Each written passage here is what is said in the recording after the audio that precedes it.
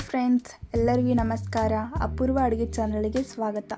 ಇವತ್ತಿನ recipe bread ಬಜ್ಜಿ ಹೇಗೆ ಮಾಡುವುದು ಅಂತ ನೋಡೋಣ ಬನ್ನಿ.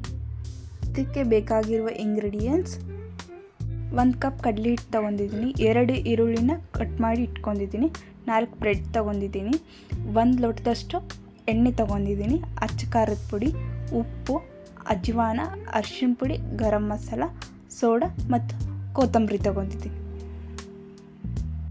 ಇವಾಗ ನಾನು ಒಂದು ಬೌಲ್ ತೊಗೊಂಡಿದ್ದೀನಿ, ಅದಕ್ಕೆ ಕಡಲೆ ಹಿಟ್ಟು ಹಾಕ್ತಿದ್ದೀನಿ. ನೀವು ಕ್ವಾಂಟಿಟಿ ನೋಡಿಬಿಟ್ಟು ಕಡಲೆ ಹಿಟ್ಟು ಆ್ಯಡ್ ಮಾಡಿ. ನಿಮಗೆ ಜಾಸ್ತಿ ಕ್ವಾಂಟಿಟಿ ಬೇಕಂದರೆ ಕಡಲೆ ಹಿಟ್ಟನ್ನ ನೀವು ಜಾಸ್ತಿ ಯೂಸ್ ಮಾಡ್ಬೋದು.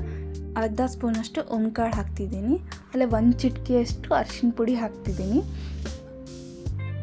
ನೆಕ್ಸ್ಟ್ ಇದಕ್ಕೆ ಗರಂ ಮಸಾಲ ಸಹ ಆ್ಯಡ್ ಮಾಡ್ತಿದ್ದೇನೆ ನಾನು. ಇದಕ್ಕೆ 1 ಚಿಟಿಕೆಯಷ್ಟು ಸೋಡಾ ಸಹ ಆ್ಯಡ್ ಮಾಡ್ತಿದ್ದೀನಿ.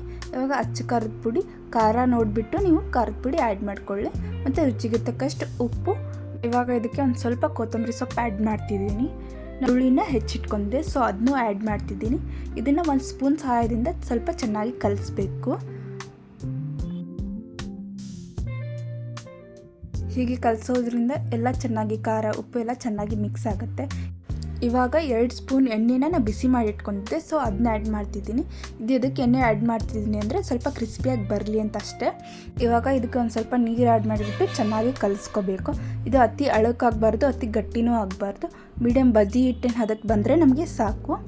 ಮಕ್ಕಳಿಗೆ ಟಿಫನ್ ಆಗಿ ಕೂಡ ನೀವು ಮಾಡಿಕೊಡ್ಬೋದು. ಇಲ್ಲ ಅಂತಂದರೆ ಸಂಜೆ ಟೈಮಲ್ಲಿ ಟೀ ಮತ್ತು ಕಾಫಿ ಜೊತೆನೂ ತುಂಬ ಟೇಸ್ಟಿಯಾಗಿರುತ್ತೆ.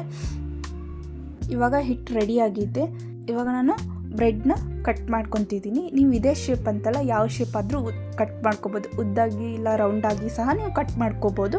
ಇವಾಗ ನಾನು 4 ಬ್ರೆಡ್ನ ಕಟ್ ಮಾಡಿ ಇಟ್ಕೊಂಡಿದ್ದೀನಿ.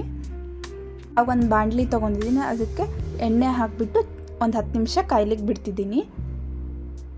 ಇವಾಗ ಬ್ರೆಡ್ ಕಟ್ ಮಾಡಿಟ್ಟಿದ್ನಲ್ಲ, ಸೊ ಅದನ್ನ ಕಡಲೆ ಹಿಟ್ಟೊಳಗೆ 2 ಸೇರಿ ಡಿಪ್ ಮಾಡಿ ಎಣ್ಣೆ ಒಳಗೆ ಸ್ಲೋಲಿ ಬಿಡಬೇಕು.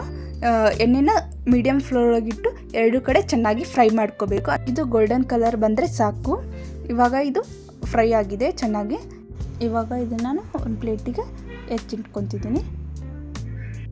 ಬ್ರೆಡ್ ಬಜ್ಜಿ ಜೊತೆ ಪುದೀನ ಚಟ್ನಿ ಅಂತಂದರೆ ತುಂಬ ರುಚಿಯಾಗಿರುತ್ತೆ. ಇವಾಗ ಪುದೀನ ಚಟ್ನಿಯನ್ನು ಹೇಗೆ ಮಾಡುವುದು ಅಂತ ನಾನು ನೆಕ್ಸ್ಟ್ ವಿಡಿಯೋದಲ್ಲಿ ನಾನು ತಿಳಿಸ್ಕೊಡ್ತೇನೆ.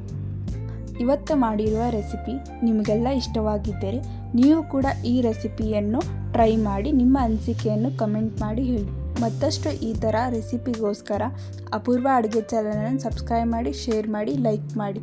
ಈ ವಿಡಿಯೋ ನೋಡಿರುವ ಎಲ್ಲರಿಗೂ ಧನ್ಯವಾದಗಳು.